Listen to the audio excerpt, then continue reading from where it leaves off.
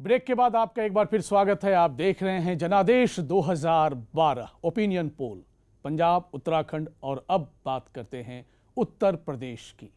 यहां टक्कर माया और मुलायम में है।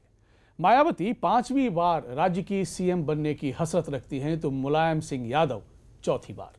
अगर बात मुद्दे की करें तो यशवंत, यूपी में लोगों के लिए सबसे अहम मुद्दा क्या आपकी नजर? बेरोजगारी अपनी जगह पे मेंटेन्ड है, जैसे मैंने पहले भी कहा था, ऑल इंडिया लेवल पे वो मेंटेन रहती है। लेकिन यहाँ पे विकास का मुद्दा भी बड़ा है, भ्रष्टाचार का भी मुद्दा अपनी जगह पे बड़ा है, और महंगाई अब देखिए नंबर बढ़ रहे हैं। स्वाभाविक सी बात है, एक बहुत बड़ा मुद्दा यहाँ पर बन रहा है। लेकिन महंगाई को 15% लोगों ने एक मुद्दा माना है। इसका मतलब है कांग्रेस को बहुत ज्यादा नुकसान नहीं होने जा रहा है। देखिए, पूरा सवाल यह है कि कांग्रेस कितनी बड़ी ताकत में वहां रेस में है कि उसको नुकसान में माना जाए नहीं, लेकिन कांग्रेस को फायदा भी तो हो सकता है। देखिए, कांग्रेस के पास में यूपी में वैसे भी खोने के लिए कुछ नहीं है मतलब इससे नीचे तो कांग्रेस अब जा ही नहीं सकती जो उसकी स्थिति पिछली बार थी। इसलिए मुख्य बात यह नहीं कि कांग्रेस कहां रहेगी कहां नहीं रहेगी। यूपी में दरअसल पंजाब और उत्तराखंड के विरुद्ध मेरा मानना यह है, पंजाब और उत्तराखंड में एक तरह से बाइपोलर कंटेस्ट है, यूपी में सामने वाले के बिखराव का कंटेस्ट है। जी मधुकर जी, बहुत मुझे लगता है, हालांकि ये तुलना की नहीं जानी चाहिए। लोकसभा के जो नतीजे थे 2009 के, उससे तुलना नहीं की जानी चाहिए विधानसभा की। लेकिन मुझे दिखता है कि तस्वीर लगभग ऐसी ही कुछ कहीं ना निकल के आए, जिसमें समाजवादी पार्टी के पास 23 सांसद, कांग्रेस के पास 21, बहुजन समाज पार्टी के पास 20 और उसके बाद बीजेपी। नंबर 1, 2, 3, 4 वो क्रम मुझे लगता है टूटने वाला नहीं। एक अहम मुद्दा होता है किसी भी राज्य में जब चुनाव होते हैं कि आखिर कौन बनेगा मुख्यमंत्री। अब अगर सीएम के लिए लोगों की पसंद की बात की जाए तो राज्य में अब भी सबसे ज्यादा लोग यानी 35% लोग मायावती को ही सीएम के पद पर देखना चाहते हैं। ये मुलायम सिंह 27%। मुझे लगता है कि ये आंकड़े बहुत महत्वपूर्ण इसलिए हैं क्योंकि कम से कम एक बात इसमें तय हो जाती है कि ऊपर की नंबर 1 और नंबर 2 की लड़ाई, चाहे नेता के तौर पे चाहे पार्टी के तौर पे, ये क्लियर है। इसमें कोई शको शुबा नहीं होना चाहिए। हाँ, इतना जरूर है कि नंबर 3 और नंबर 4 की लड़ाई में ये सवाल इसलिए महत्वपूर्ण है कि आप टॉप 5 कैंडिडेट में एक भी कांग्रेस का नाम नहीं पा रहे हैं। तो इसका मतलब यह है कि उत्तर प्रदेश में कांग्रेस की लड़ाई केवल और केवल राहुल गांधी लड़ रहे हैं।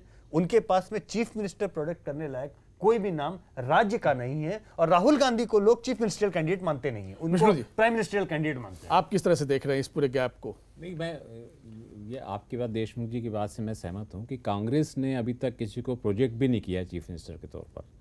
तो इसलिए कांग्रेस का आदमी जो है वहाँ उस चॉइस में आने का सवाल भी नहीं पैदा होता। तो वहाँ राहुल गांधी ही जो है मुख्य फैक्टर हैं, और वही चूंकि कांग्रेस का चेहरा है, और जाहिर है कि सब लोग जानते हैं कि तो मतलब आपकी नजर में भी राहुल गांधी है। सतीश जी बताएं। बनने वाले हैं। मैं समझता हूँ कि जैसे यशवंत जी ने इनका जो सर्वे कहा, ये मैं पूरी तरह सहमत हूँ। कांग्रेस कहीं नहीं है रेस में, लेकिन मैं समझता हूँ कि इस बार चाहे वो रेस में ना हो, कम से कम अपना परफॉर्मेंस को थोड़ा सा इम्प्रूव करेगी। मुसलमान इस दफ़ा कांग्रेस को ज़्यादा वोट देंगे, हालांकि वो एसपी को भी दे रहे हैं, लेकिन वो किसी फैक्टर में नहीं है। लेकिन जब आपने कहा कि उनके पास चीफ मिनिस्टर का मटेरियल नहीं है, बेनी प्रसाद वर्मा बहुत बढ़िया चीफ मिनिस्टर प्रोजेक्ट नहीं किया किसी ने। प्रोजेक्शन नहीं है, दरअसल कांग्रेस प्रोजेक्ट करती भी नहीं है चुनाव से नतीजे से पहले। आगे बढ़ते हैं। P7C वोटर सर्वे के मुताबिक राज्य में 63% लोग बीएसपी सरकार को हटाना चाहते हैं।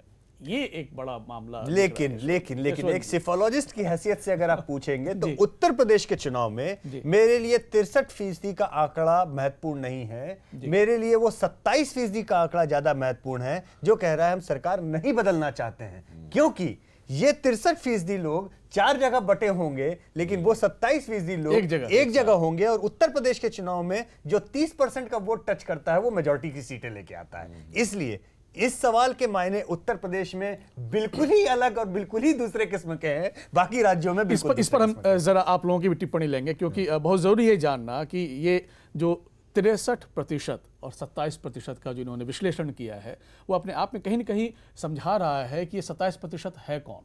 जी बिल्कुल बिल्कुल साफ है और यशवंत जी उसकी तरफ इशारा करके छोड़ दे रहे हैं। वो दलित वोट है जो ब्लॉक वोट है और कोई दूसरी पार्टी उसको छूने की कोशिश भी नहीं कर रही, उसमें सेंध मारने की का प्रयास भी नहीं हो रहा है। सिर्फ किसी दलित बस्ती में जाना और खाना खा लेना या झोपड़ी के सामने फ़ोटो खिंचवा लेना उससे तस्वीर नहीं बदलती है। वो 27% और या बल्कि 28% जो वोट है वो इन ब्लॉक है। और अगर ये ख्वाहिश किसी की हो सकती है, मुझे नहीं मालूम कि इस सर्वे में वो तय करके आप उन्हीं जगहों पर गए होंगे और उन लोगों से पूछा होगा, जाहिर है ऐसा नहीं हुआ होगा, तो वो बहुत बड़ा आंकड़ा है।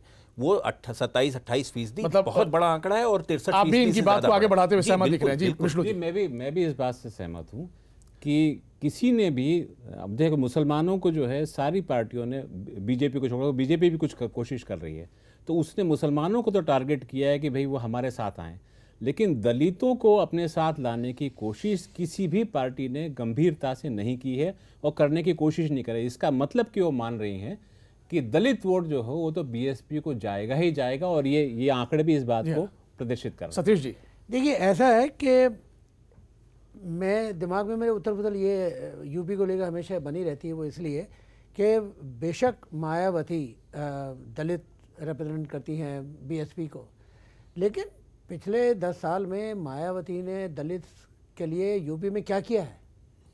ये तो इंटेलेक्चुअल डिबेट का इशू जरूर है, लेकिन अफसर बना दिया, कुछ कर दिया, लेकिन जहां तक कम्युनिटी की जो आर्थिक स्थिति का सवाल है उसके ऊपर कोई आपका कहना बहुत हद तक सही है, उसमें शायद अंतर यही है। लेकिन मेरी बात पूरी नहीं हुई। लेकिन उसके बावजूद दलित शायद ये सोचता है कि चलो ठीक है हमारे नहीं मिला, लेकिन कम से कम हमारा चीफ मिनिस्टर एक सॉलिडरिटी की जो बात आती है। बिल्कुल वक्त हो चला एक छोटा सा ब्रेक लेने का, लेकिन आप बने रहिए P7 के साथ, क्योंकि कई और दिलचस्प चर्चा और कई और अहम पहलू पर गौर करना अभी बाकी है।